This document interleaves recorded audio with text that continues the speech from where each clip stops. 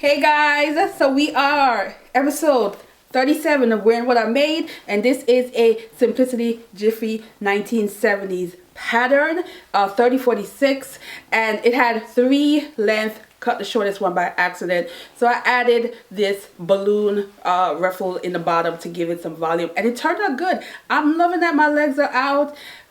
Yeah, and I added some silver shoes, silver earrings, and of course my favorite bag at the moment. It is a vintage bag that was gifted to me, and I am loving this look. Don't know where I'm going for my birthday celebration part 2, but I'm ready, and I know food is involved, and this dress do have a little bit of room for me to eat. Yeah, I'm taking y'all with me, guys.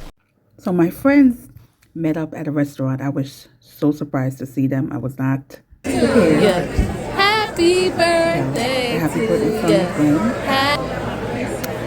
And I felt so good. I felt real nice in my dress. I was just having a moment walking around with these balloons and letting everybody know it's my birthday. It was just a moment. I felt very youthful and silly, but overall my friends made me feel so special and I appreciated it.